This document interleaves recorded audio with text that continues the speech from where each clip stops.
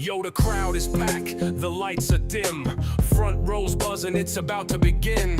Ad tech, ad talk, they're taking the stage. Adam and Gareth on a knowledge rampage. Ad tech, ad talk, it's a live Q&A. Buy side, sell side, clearing the way. CEO spitting truth, no delay. Chalice and Gamera owning the day.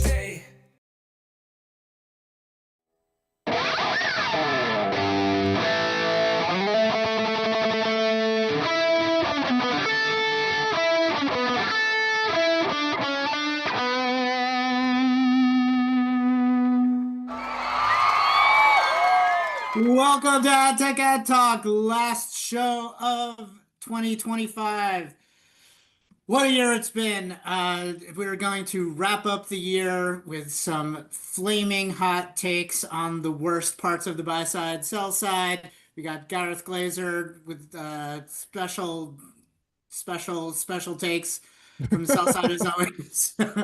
I'm struggling today. The weather's terrible in New York. I'm very tired for the year, but let us thank our sponsors, Pontiac Intelligence, the transparent, low-cost, flexible DSP alternative. If you don't know about sell-side decisioning with Pontiac DSP as the buy-side tech, then you are missing out. The early tests on this in a little place called the European Union are knocking out the advertisers who are trying it, seeing impressive growth fueled by the incredible efficiency of Pontiac Intelligence, the low-cost, transparent, and flexible DSP. They say, Gareth, happy Hanukkah. How's it going?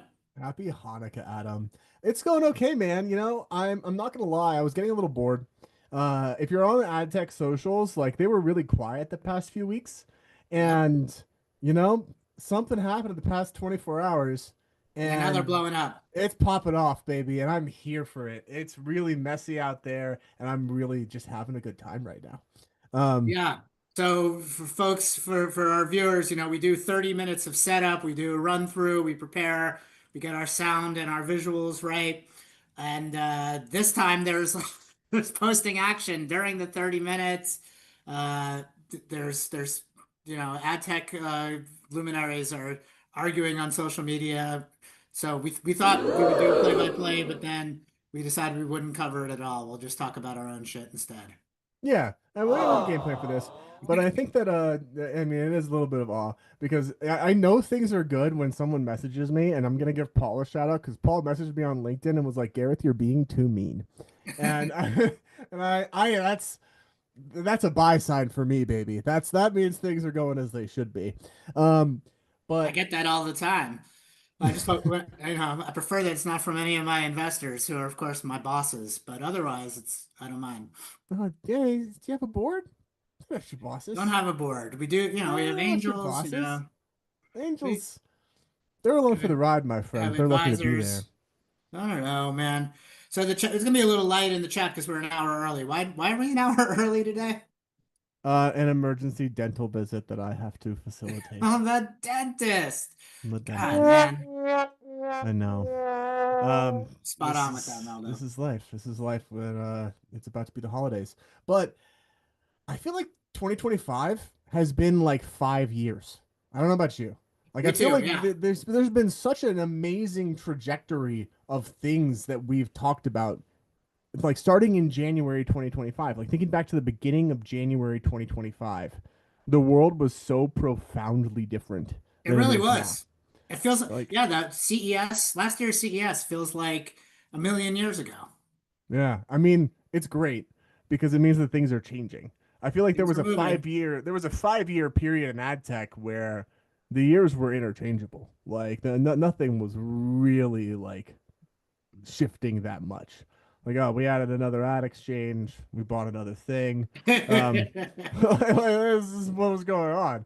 I feel a little burdened by it. I feel like I spent by January it was 5 years. Sorry, I wrote the Charles business plan over Christmas break 2019. So this is, from my point of view, Charles's birthday is this week.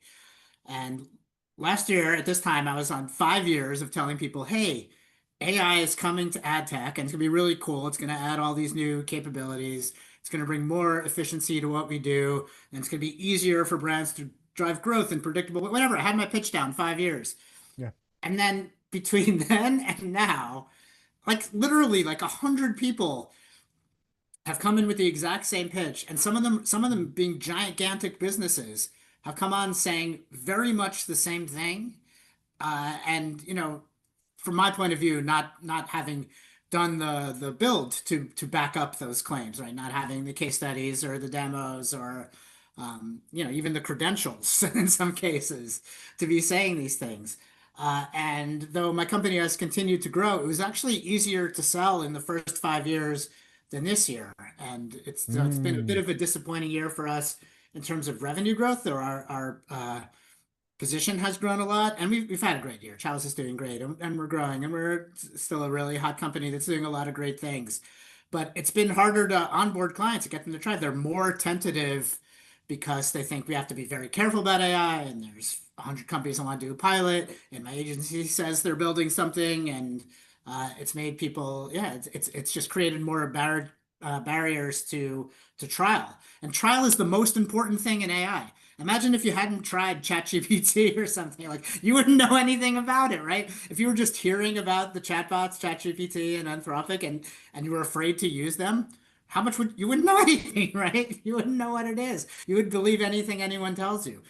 It's through using these things that you understand what they are and what they can do, and how to use them. Like they're tools, like right? They're open-ended in ways that are fascinating and that let you bring your own creativity and ideas and projects to them and complete those projects. So that's the way it is in ad tech, but it's gotten harder for people to experience it because of the zone got kind of flooded with bullshit this year.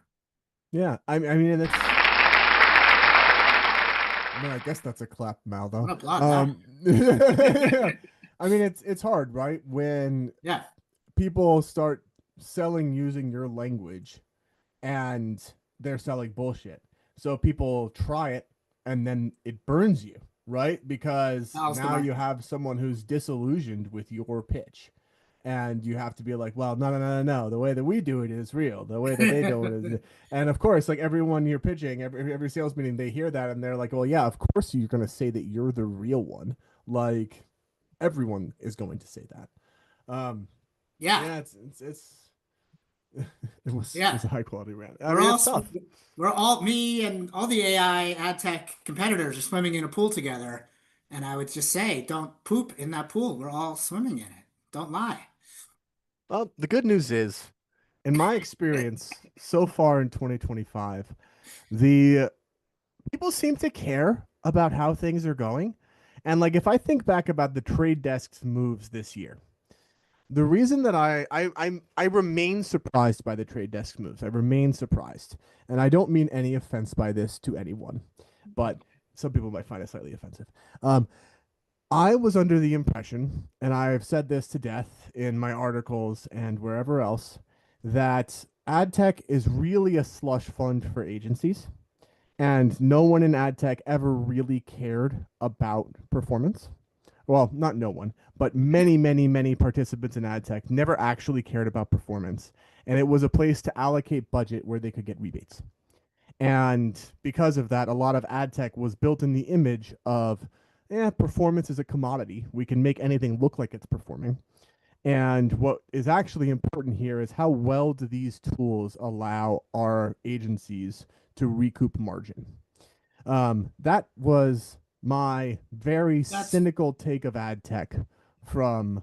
That's before you. Come on, that's someone ignorant of the buy side. You've learned more since then. I have. Well, and not only have I learned, the ad tech has put its money where its mouth is. The trade desk's moves are performance moves.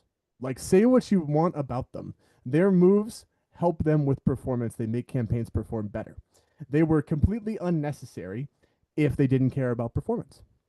And that's like really cool. I've been in ad tech a long time. I haven't seen a lot of DSPs actually make the right performance moves. And that was where my skepticism came from, was because my exposure to the buy side was DSPs. And DSPs, whenever I talk to them on the phone about like, hey, this is going to work better if you do this way, or hey, this is going to work better if you do this. I know the pipes, I know the plumbing, like you don't. they would be like, we don't really care. But like, yeah, it's like, yeah, but we work with Programmatic, and Yeah. that's enough for us. Specify what moves you're talking about. Yeah, so I think the creation of open ads and the pressure on TID. The cynics on the sell side say that those were self-serving moves by the trade desk to maximize their margin. I don't think that's the case. I think that they could maximize their margin without those things. Also, trade desk margin is public, so if they were doing things just for their margin, like it would show up. It'll show up. I think that those moves were real moves towards transparency and how do we make auctions more efficient. I do not think that they're full of shit. I really don't. And like those moves are not always politically popular with a lot of their clients. That's the other thing that astounded me about it is any agencies who are in this for the kickback part of it, which I know you swear up and down is not widespread. I think there is some of it though. It's definitely there. I hear enough stories at them. I hear like even today I still hear them. But like a lot of those agencies are like, hey, can you stop adding all this transparency into this? Like we don't need this. We have enough. We want to make sure we don't serve to bad websites, right? That's our the amount of transparency we need is we don't serve to bad websites and make the campaigns look like they perform well. And so I was really like 2025 was a year when ad tech, when programmatic took probably the largest steps towards performance that I've ever seen. And they were big steps. I'd tag on there, besides Trade Desk, there's Index Exchange allowing really sophisticated sell-side decisioning, right? Modular AI in their servers, which of course creates more competition in the DSP market because now you have Pontiac, the transparent, flexible, low-cost DSP is a perfect partner for that sell-side decisioning that Index has invented and then brought to standards, now launched on OpenX. It's clear that this thing is going to grow, and there's no way to see this as a cynical grab. Like this is a move toward technical efficiency that is it's right there for advertisers to take advantage of, right? Yeah. The only time it gets dicey is if agencies spin up their own version of it that just deduct margin. But I don't think that they will. And I think that all of your clients would attest that like, hey, this is actually driving performance. Because how could it not? Architecturally, it's great. Like everything's deduplicated in a single exchange. And this was a brilliant conclusion by Index. They were like, hey, we know that we have direct access to all the publishers that you could want. The era of a DSP thinks it needs to listen to 20 exchanges is over. And it started with SPO, but SPO was always soft, man. Like when SPO first came out. So this is all right, here's more of my cynicism. SPO as a term probably rolled out what, 4 or 5 years ago? That's probably when it became a popular thing for people. Oh, you should save this. This comes up in my five scams that still exist. So oh, okay. All right. Well, we'll save it. We'll save it. We'll save it. Did you do your 5? Did you do a list of 5 as well? I'll pick the ones that I think are let's do the segment. So everyone, Adam and I, 5 buy side and sell side myths busted. Yeah. Look at that. Sherlock and Holmes. And I feel really good about this.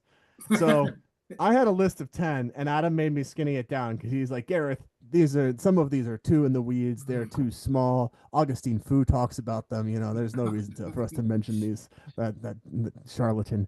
But I definitely think Augustine Fu, thank you. He didn't spend 5 years at fraud college getting a PhD to be called Mr. Isn't his PhD from MIT? But that aside, it is, I mean, the fraud department at MIT is very strong. So I originally had 10, but I'll winnow it down to 5. And part of what I want to reflect upon here is how far we've come. A lot of things have actually gotten much better. So I'll pick 5 things. I'm going to pick 2 old ones that I'm going to tell people about because you guys seem to love it when I talk about ad tech like scams. And a scam is too strong a word. I love it because I take a nap. I like to be able to take a break during the show. Well, I'm just going to tell you what you were buying when you were at Horizon 7 years ago that you had no clue about. That reminds me of a joke. What's the joke? Why don't Jews have necks? You ever hear this one? No, I've never heard this one.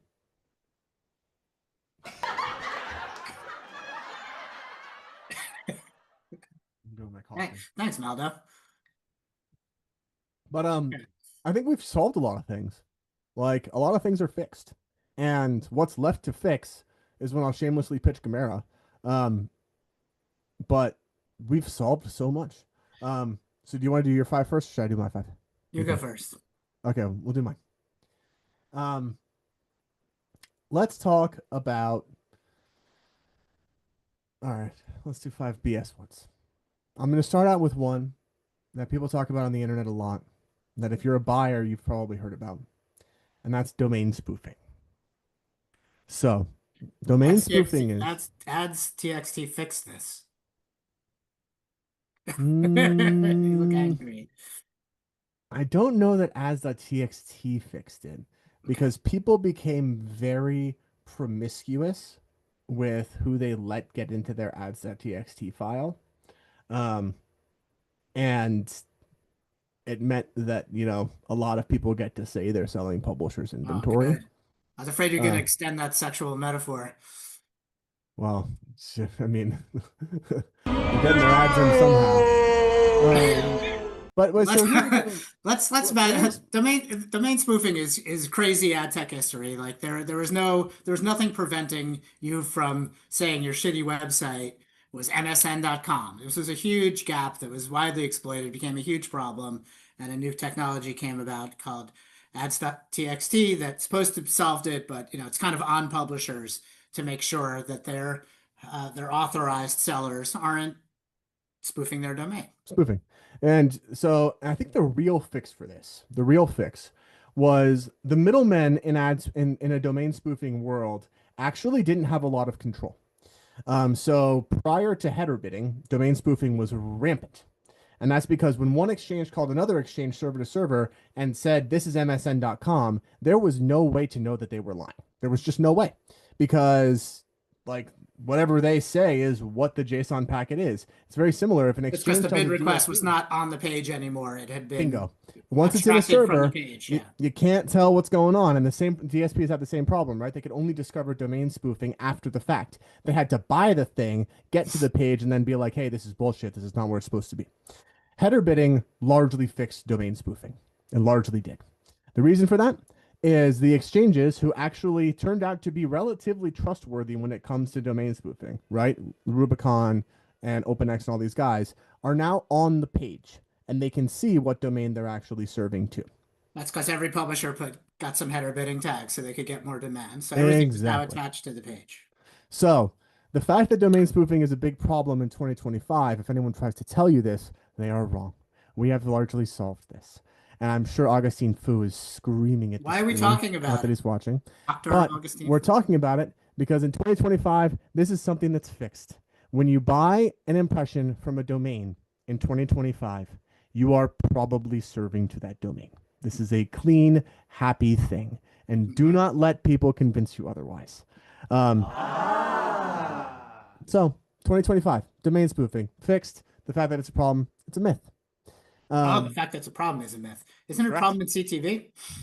Well, so this is why I never buy CTV inventory. It could be. It could So be. the problem in CTV, and this is a good one. The problem in CTV is that everything is server to server, like we were talking about, right? What fixed domain spoofing in the web is the fact that ad exchanges are serving into the actual website. They can see where they are. That's where everything originates. In CTV, it's servers talking to servers.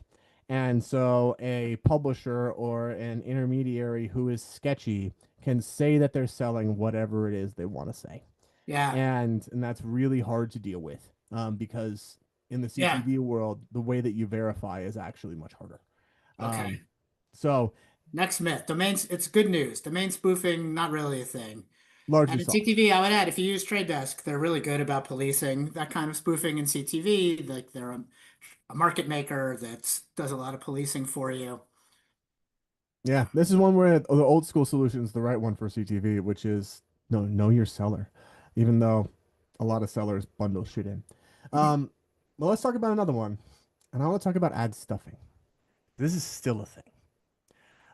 So if you are a buyer, one of the risks from buying from resellers is that I have seen a proliferation of resellers in ad tech that take one ad slot and turn it into 5. And the way that they do that is normally a magic word called carousel.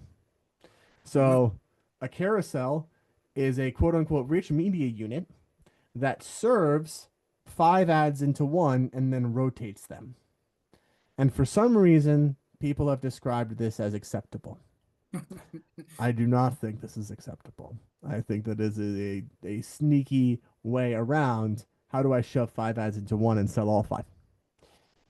So if you are a buyer and you are ever buying from a reseller, this is a real thing. And you need to understand from your resellers exactly how and why they're serving ads to the page and what their utility is. Since we've talked on the show before about good resellers and bad resellers, there are certainly good resellers out there who have unique inventory that are worth buying from, and then there are bad ones. And so in 2025, I would say this is a problem that remains. There are people who figure out ways to turn one ad slot into many via rotation or via refreshes. And if you're buying and there's a reseller in there, you better talk to them about this. Yeah. The Chalice Deep Sea solution to this is pricing on number of network calls and ad density, both of which get spiked by this behavior. That's interesting. And refresh rates. Yeah. So all our metrics are married to a page, a full URL. It's hard to get away with things. The sneaky thing that these guys will do here is they will not always search the page.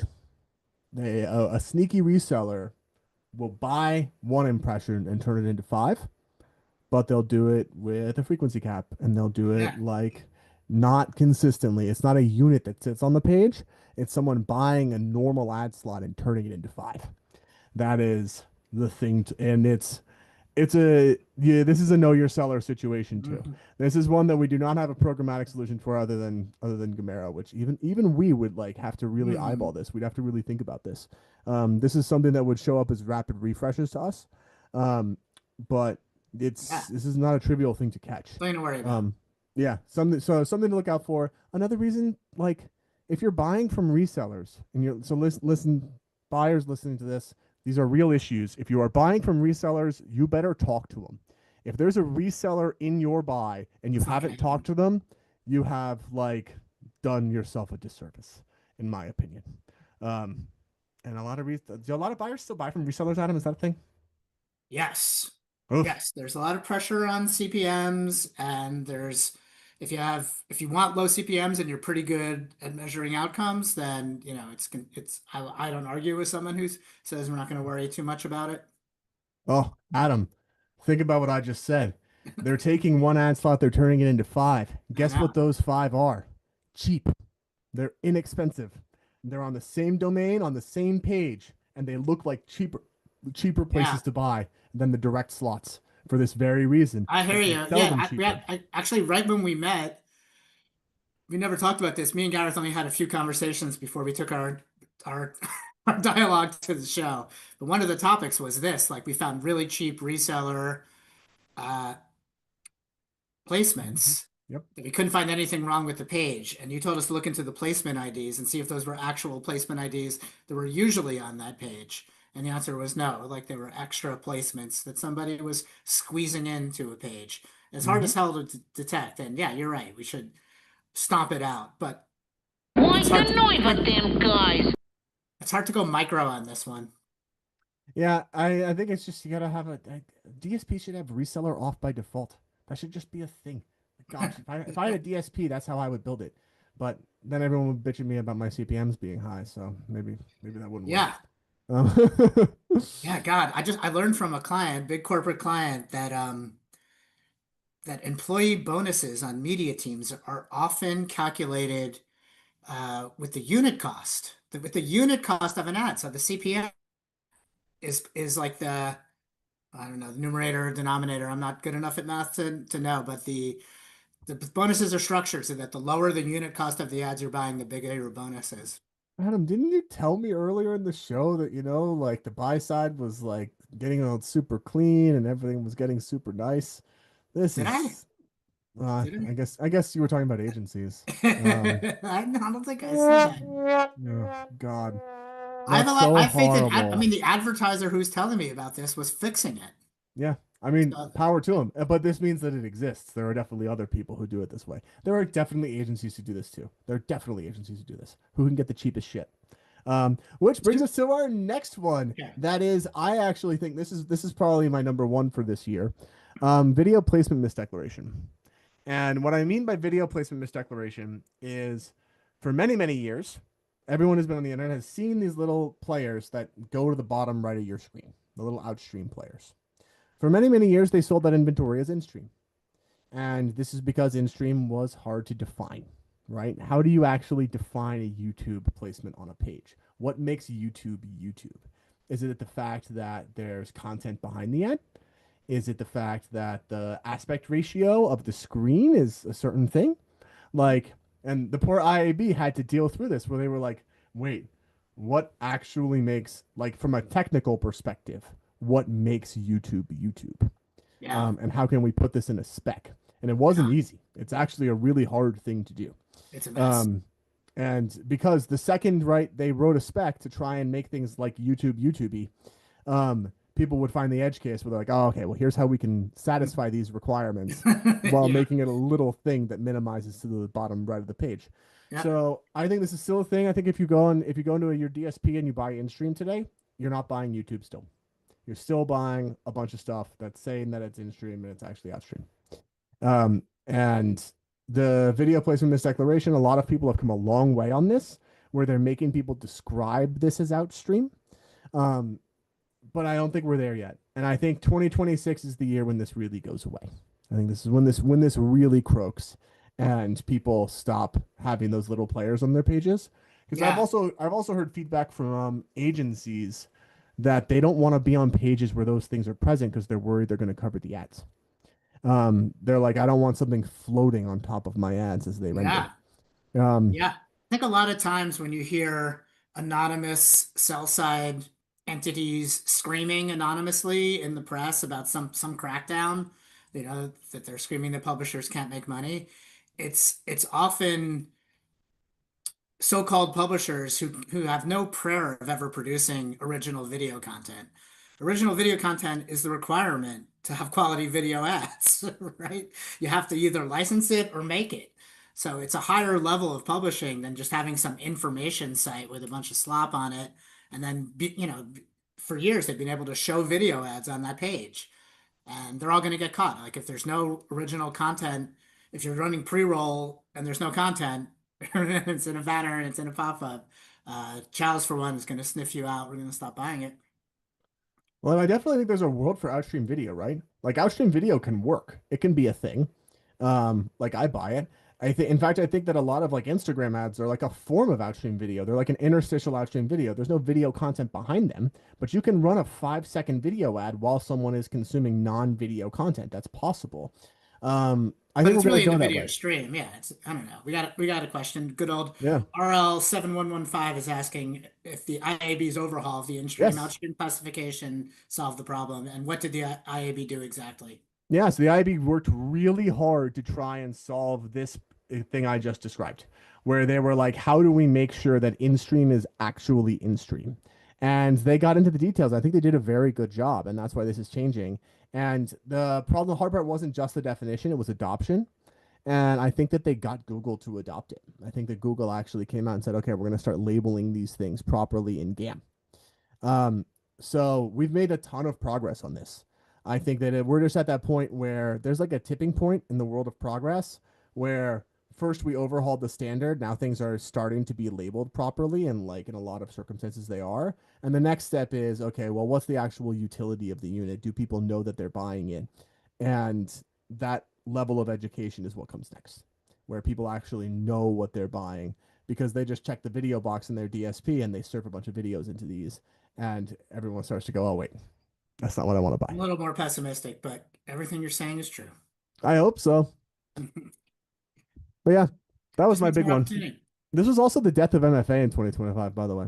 Not that I think that MFA was the sell side's fault at all, but I think that like inventory quality, I mean, I do run an inventory quality company, so I'm a little bit biased, but inventory quality became a real thing in 2025.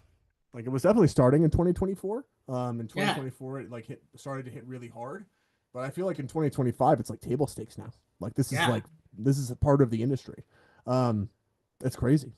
Like it's amazing. It's wonderful. Yeah, let me invite you onto your soapbox and talk about how like we could save it for the 2026 preview episode, but let's put some of it here that the open internet is going to have fewer, better pages, right? Like you hear a lot of crying that there might be fewer pages, but fewer, better pages is a good outcome and make us more like Facebook. I totally agree. So my world, the purpose of Gamera is to make the internet perform better for advertisers. In doing so, it is my core thesis that publishers will make more money. I had a call yesterday. Gareth, I'm not going to reduce my ad density because I won't be rewarded for it. And they were correct. They will not currently be rewarded for it yet. I live in a world now where Gamera's goal is to get everyone to buy with these sorts of things on every single campaign. So we will have simple segments that people can target that run everywhere, right? And that will reward publishers for low ad density. And my mission in life is going to be to get those segments slapped on every single thing possible next year. Where it's like, hey, this is a low ad density viewport segment. Layer it into your buy. Just layer it in. I promise performance is going to improve. You can tell me what performance you want to improve. I'll improve your viewability. I'll improve your CTR. I can focus on that within that, but also we're going to reduce ad clutter. How are buyers going to get this signal? So I can send it two ways. I have raw data, which Chalice will get, and Chalice will be able to buy against, and that should be live in Q1. And then I have simple segments. So simple high viewability segments. So I'm really trying not to. Really trying not to. I'll give you a rev share. Well, no, that's my plan. So my actual plan for this, I like if you look at my business plan, the primary person I'm planning on selling these segments to is curators and DSPs. So I want to get the segments live inside of DSPs for people to adopt in DSPs. I've heard mixed reviews on how well that goes. I'm placing a lot of faith in curators. I believe in curators, actually, to a large degree. I think that they'll do whatever they can to make performance better for their campaigns, to get them more budget. I'm not going to speak for the fact that a lot of them take very, very, very high margins. Like I'm going to let competition solve that one. But I'm going to lean really heavily on curators to be like, hey, every single curator should be using one of these segments. Everyone. I'm going to price them super cheap, and I'm going to just make things work, right? You want high CTR, you get high CTR. You want high viewability, you get high viewability. We'll crank down the ad density on all of it. And publishers will be rewarded for this now. And that's actually a wonderful thing for publishers. They get to reduce their ad load and they make more money because buyers are pushing in the same direction. Yeah, penetration's very low. To like there's over 100 million running through Chalice, and we just got to our first 100K month of running through the quality PMPs with metrics by DeepSea. So, a pace of 1 million or 1% of the dollars running through Chalice now have this incentive toward better pages. But we're expecting a big year. You're in charge. Why is it so low? It's new. It's new. We had to scrape the whole web. We were building it with Sincera, and Trade Desk pulled Sincera away from us. Partnered with DeepSea, and we took months to scrape the whole web and get the data flowing through it. There's a huge project. That's crazy. Just about done. I've crawled the entire web in the past month. In a month? Yeah. Okay. You get big domain lists, man. It's not hard. But yes, I think this is the future. I think this is the future. I really, really, really do.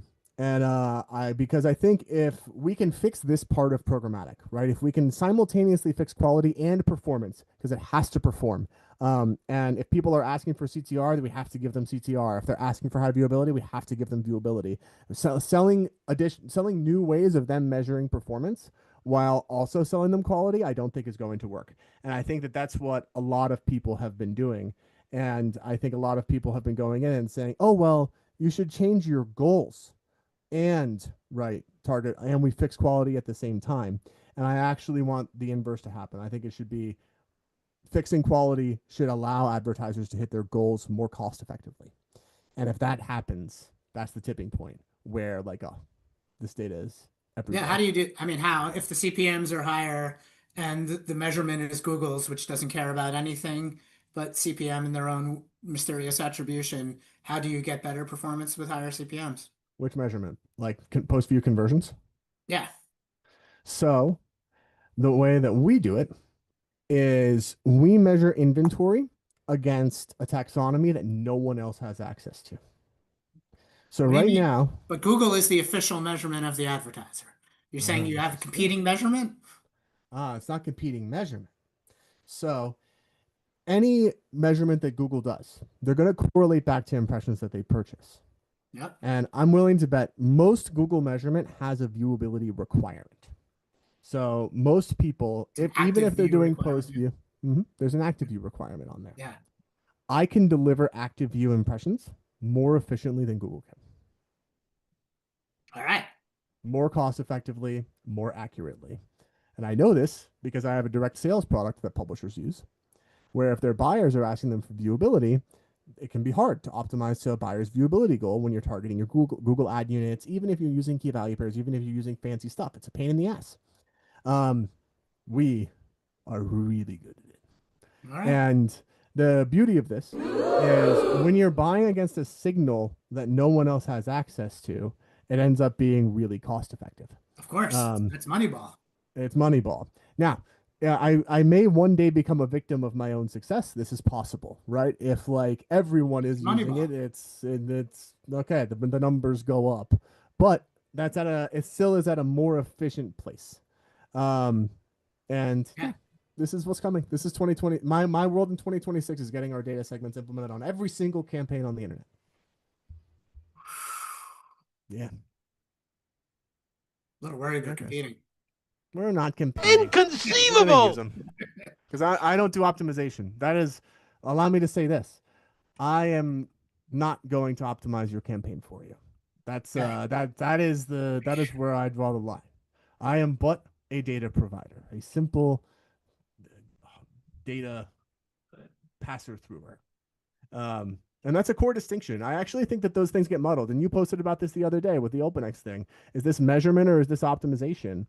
And good data can help you optimize, but it doesn't optimize. Like, because the data is the data. And you need to change what you're buying based on what the data says. And data will not do that for you. Thanks, Gareth. It's true. People get confused about this, man. They're like, oh, so your optimization. I'm like, oh, it's not really. Like, I'm not running stuff for you. I'm not in there every day running reports. All right, I gotta bust my myths. Bust your myths. We do have all right, I'll bust my. Did you guys make graphics for my 5? I gotta get my envelope. All right, hang on.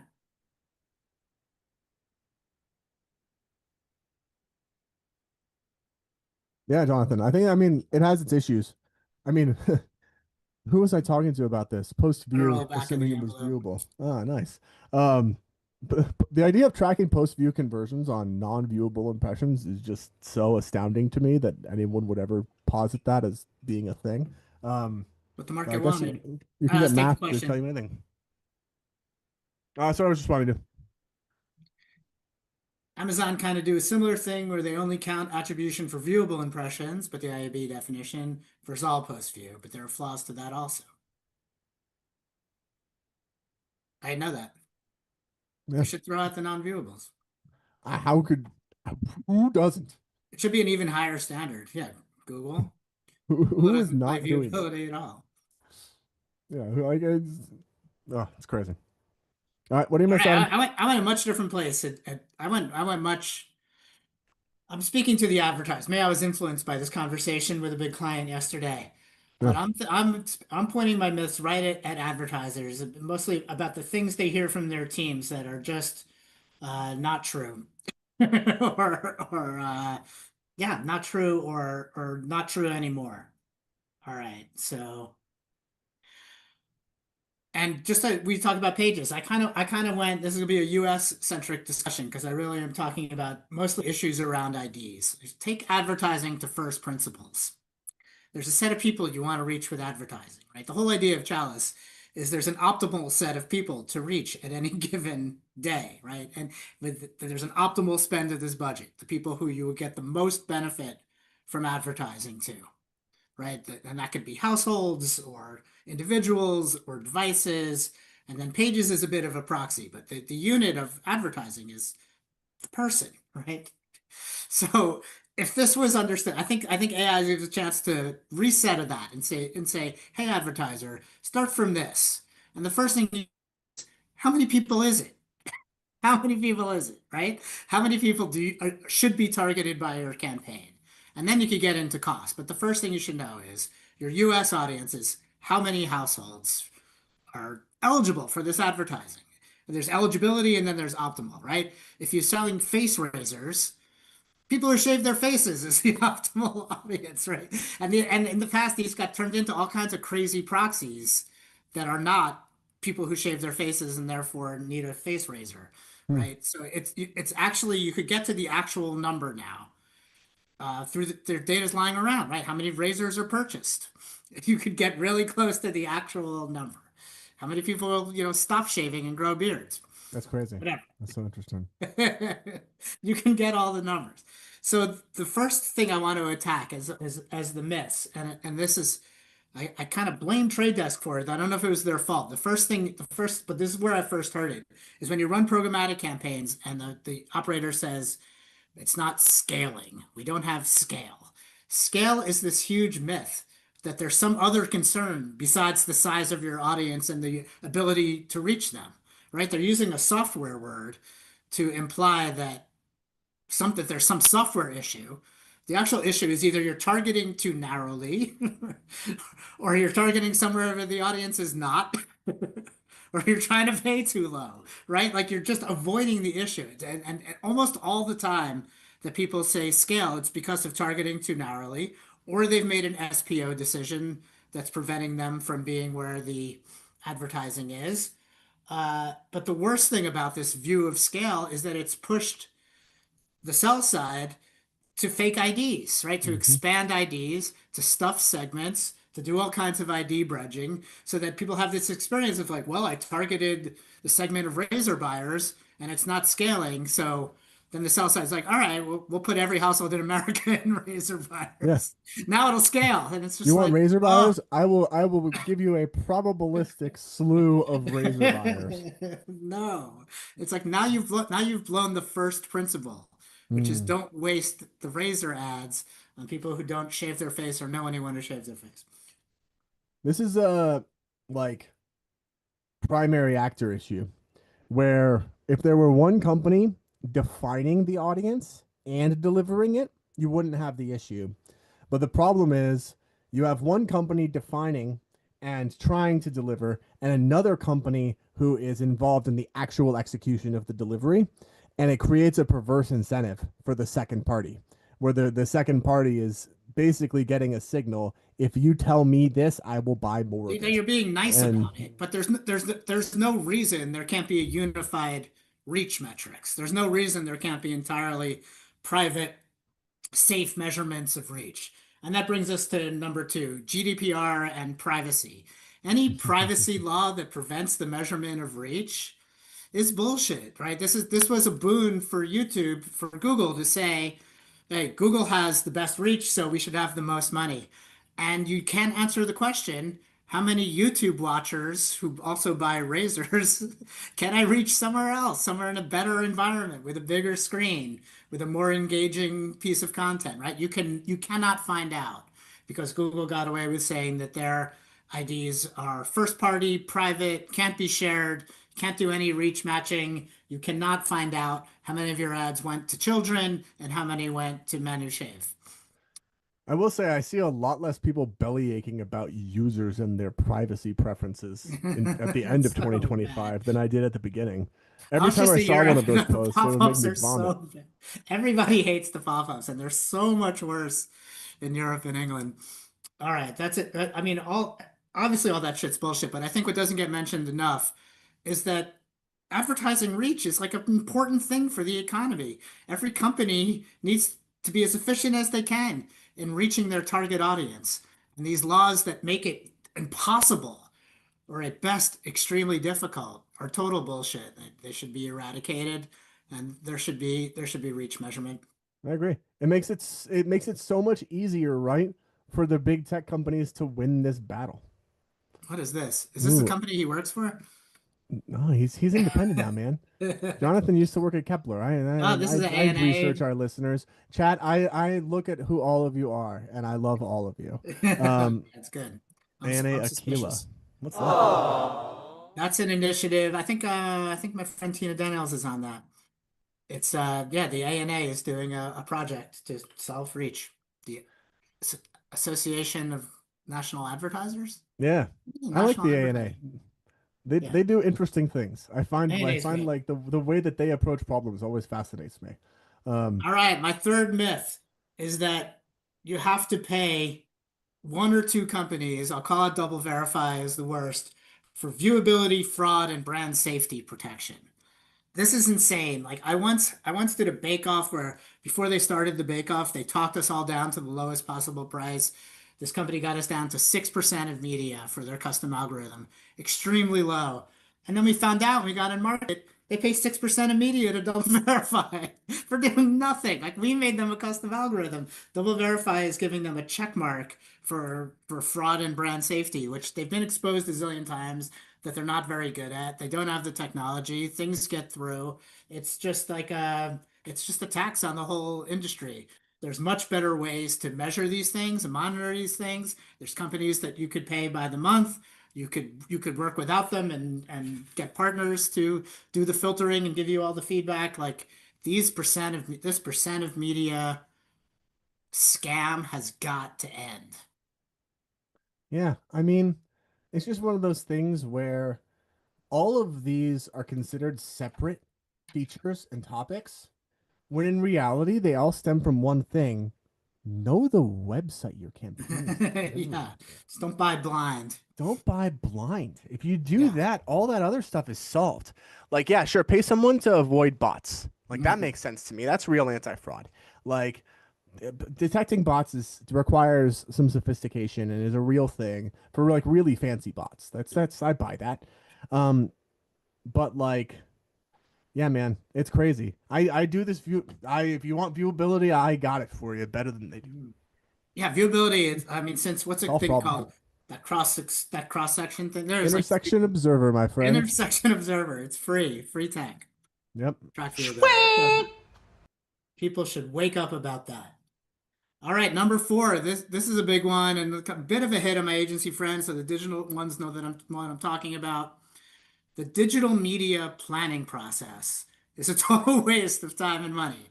Like if you get like they're still producing these reports being like, oh, the adult shaver, spends times on websites where men enjoy sports and talking about entertainment topics enjoyed by men. It's so fucking stupid and wasteful. You could get in market and find these IDs in a couple of days and start to have really good projections on what it costs to reach them and the best place to reach them and the most effective attributes that are associated with this. So to do it all in advance in a plan is a total waste of time. The things that you should decide in advance are: what are we trying to do here? How much are we going to spend? And which channels should be which channels should be Is that Mark Zagorski? That's the comment is, please stop calling us a scam. We prefer the term sham. Thanks, Mark. Yeah, so the planning process is way too overloaded with BS that should be found out in market, right? You should have a good strategy and then should have good optimization. But most of what's done in digital media planning is extraneous.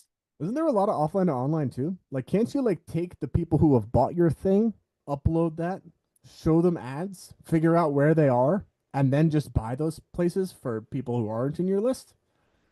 Is that not a thing? Yeah, I mean, make a model make the best possible model of them, right? Yeah.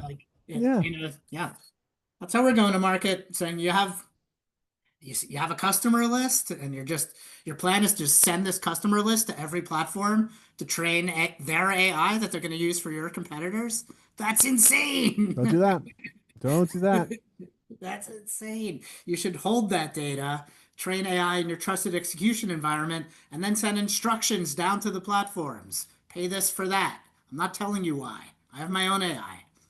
Anyway. It's a great pitch for the enterprise, Adam. I love your pitch. It's a good one. Thank you. Little advertisers benefit for, a rising tide lifts all boats. So it's not big enough to move the needle. But like for big advertisers, 100%.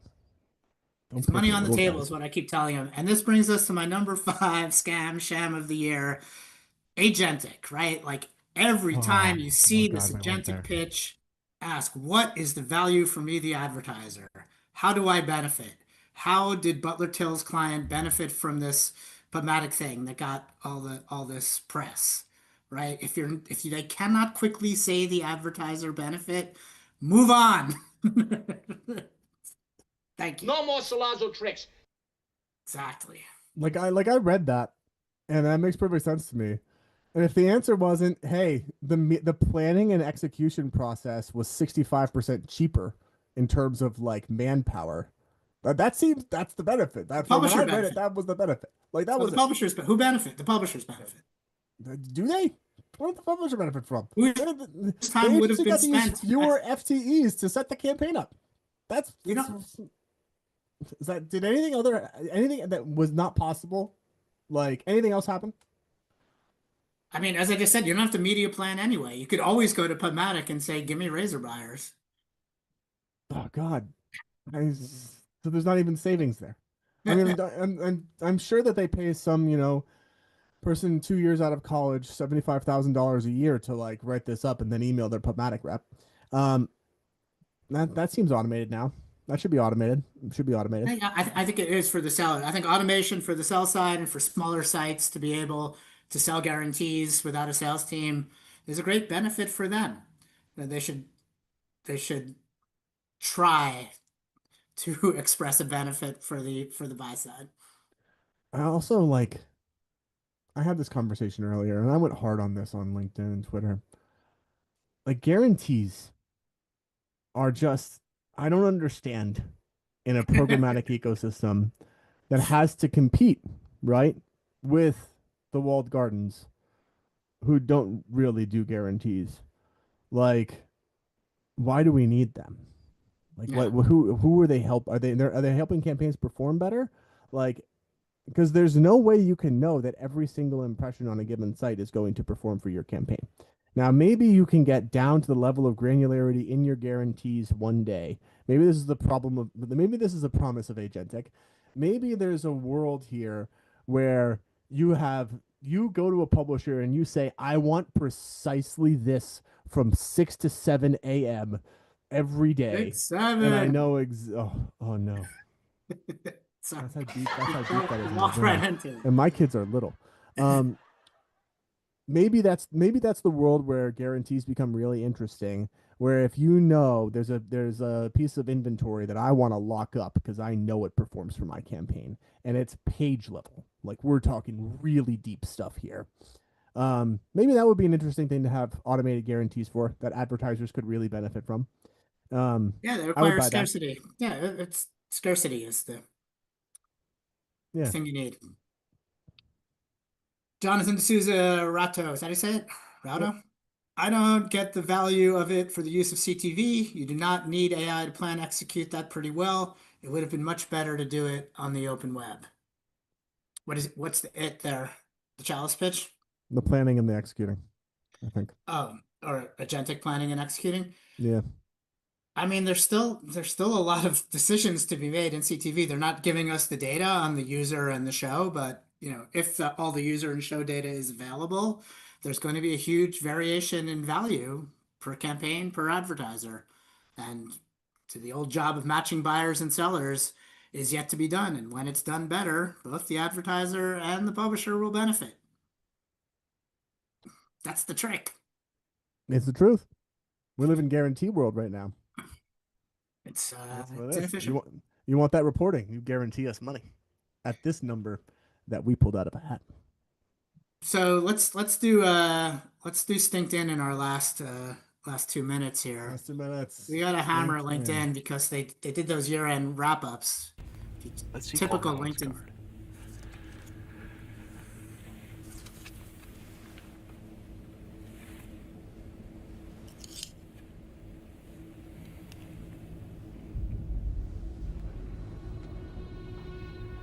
That subtle off-white coloring.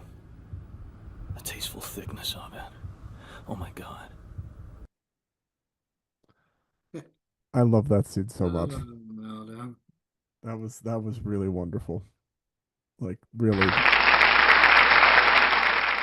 Adam and I didn't get to see that. That was a surprise for us today. That was Oh, we're in really... trash cans. Love it. Yeah.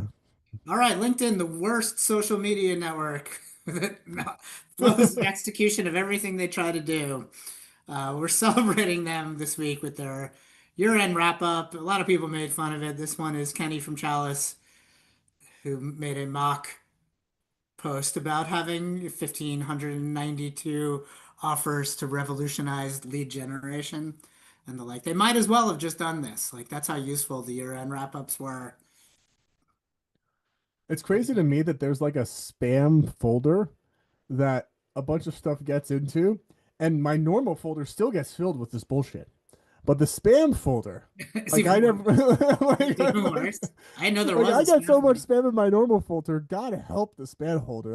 That thing is just toxic, and it's just the lowest quality.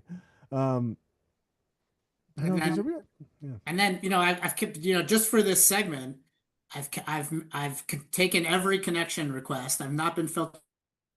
I've had like 1,000 in 3 weeks from people I don't know and letting them pitch me.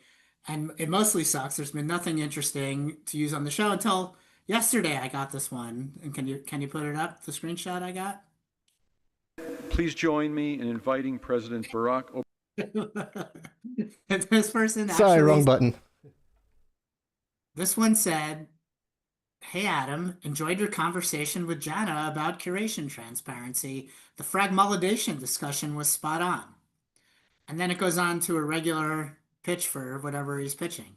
So I think this is AI. I think they got the AI to actually say something relevant about our show. Even fragmentation getting in there. Oh, the AI is getting good. It's getting good out there. It's getting good. I've gotten 1 or 2 of these where I was like, wait, does this person actually know me? Like, do they know what I do? Yeah. And then I'm like, no, never mind. This is not actually a person, but weird. They'll get there eventually. Our new employees always get fake AI emails from me. And the one that fools people is like, I need gift cards now. And people, have come close to buying the gift cards. No, they haven't. Yeah, it's like their first day of work. Oh, but that's a classic scam. Oh, everybody knows. But if the AI is there was one that was like too nice and they could tell it wasn't me. Oh, it was a fake invoice and I was thanking the coach for the coaching. The coaching was very insightful and I'm really happy to pay this invoice.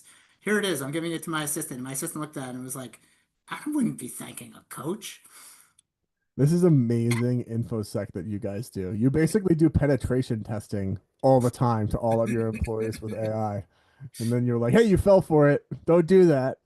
Yeah, it's scary because I'm so consistent. They might actually get me dead on eventually. They'll have Marley making like a 50-page deck or something based on one idea that I had in the middle of the night. I hope it doesn't happen, but this just gave me a really dystopian idea. Be careful. Well, thank you so much, guys. This is wonderful. Thank you, chat. Thanks. Please, thanks, chat. Thanks, fans. Ask us questions. Keep it fired up. We'll be back January 2nd, 2026 to preview the year in advance of the year. And what's that? CES. In advance of CES, we'll be back to preview everything that will happen at CES and in 2026. So don't miss that episode. This will be a fun one. Thank you, guys. This is wonderful. Have a wonderful new year. Everyone be safe. Thank you. Happy holidays. Thank you, guys.